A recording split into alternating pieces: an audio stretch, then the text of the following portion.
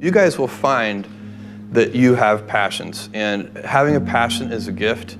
I think we all have passions, and you don't get to choose them, they pick you, but you have to be alert to them. You have to be looking for them. And when you find your passion, it's a fantastic gift for you because it gives you direction, it gives you purpose. You can have a job, or you can have a career, or you can have a calling. And the best thing is to have a calling. And if you find your passion, you'll have that, and all your work won't feel like work to you. Many kids and many grown-ups do figure out over time what their passions are. And sometimes we let I don't think it's that hard. I think what happens though sometimes is that we let our intellectual selves overrule those passions. And so that's what needs to be guarded against. My job, one of my jobs as the leader of Amazon, is to encourage people to be bold. And people love to focus on things that aren't yet working. And that's good, it's human nature. That kind of divine discontent can be very helpful. But it's incredibly hard to get people to take bold bets. And you need to encourage that. And if you're gonna take bold bets, they're going to be experiments, and if they're experiments, you don't know ahead of time whether they're going to work. Experiments are by their very nature prone to failure, but a few big successes compensate for dozens and dozens of things that didn't work. So bold bets, AWS, Kindle, Amazon Prime, our third-party seller business, all of those things are examples of bold bets that did work, and they pay for a lot of experiments. I've made billions of dollars of failures at Amazon.com, literally billions of dollars of failures. And you might remember Pets.com or Cosmo, or give myself a root canal with no anesthesia very easily. None of those things are fun, but they don't matter. What really matters is companies that don't continue to experiment, companies that don't embrace failure, they eventually get in a desperate position where the only thing they can do is make a kind of Hail Mary bet at the very end of their corporate existence. Whereas companies that are, making bets all along, even, big bets, but not bet the company bets. I don't believe in bet the company bets. That's when you're desperate. That's the last thing you can do. It's not. You could be out of work and have terrible work-life balance. Even though you've got all the time in the world, right. You could just feel like, oh my God, I'm miserable, and you would be draining energy. And so you have to find that harmony. It's a much better word. And I think for most people, it's about meaning. People want to know that they're doing something interesting and useful. And for us, because of the challenges that we have chosen for ourselves, we get to work in the future, and it's super fun to work in the future for the right kind of person. You need to be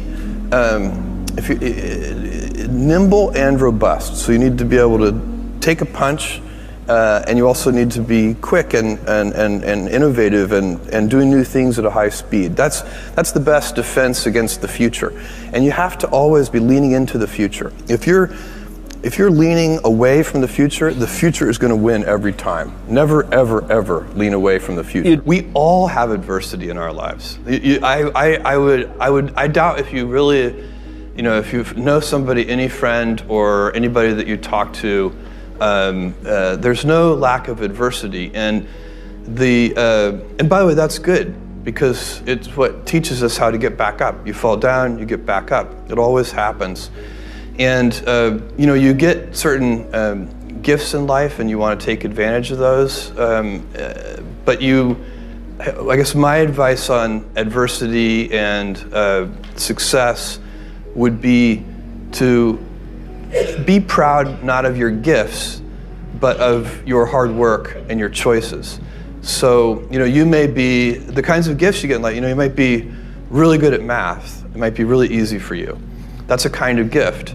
But practicing that math and taking it to the next step, that could be very challenging and hard, and take a lot of sweat.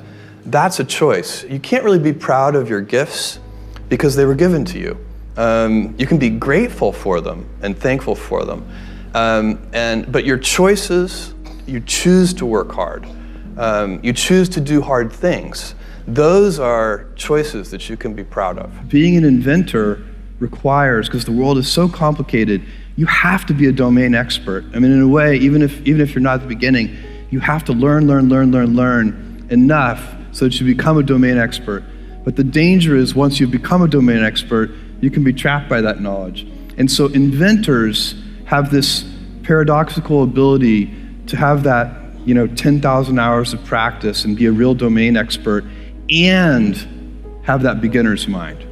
Have that look at it freshly, even though they know so much about the domain. And that's the key to inventing. You have to have both. And I think that is intentional. I think all of us have that inside of us, and we can all do it, but you have to be intentional about it. You have to say, yeah, I am going to become an expert, and I'm going to keep my beginner's mind. You can't skip steps. You have to put one foot in front of the other. Things take time. There are no shortcuts. And but you want to do those steps with passion and ferocity. It's easy to have ideas. It's very hard to turn an idea into a successful product. There are a lot of steps in between, and it takes persistence, relentlessness. So I always tell people who think they want to be entrepreneurs, you need a combination of stubborn relentlessness and flexibility. And you have to know when to be which. And basically you need to be stubborn on your vision, because otherwise it'll be too easy to give up. But you need to be very flexible on the details, because as you go along pursuing your vision, you'll find that some of your preconceptions were wrong, and you're going to need to be able to change those things.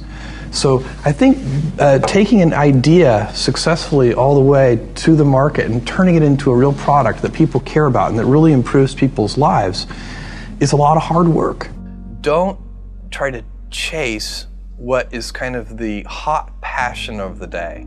I think we actually saw this. I think you see it all over the place in many different contexts, but I think we saw it in the internet world quite a bit, where at the sort of peak of the sort of internet mania in say 1999, you found people who were very passionate about something. They kind of left that job and decided, I'm going to do something in the internet, because it's it was almost like the the 1849 gold rush in a way. I mean, you find that people, if you go back and study the history of the 1849 gold rush, you find that at that time everybody who was within shouting distance of California was they might have been a doctor, but they quit being a doctor and they started panning for gold, and that almost never works.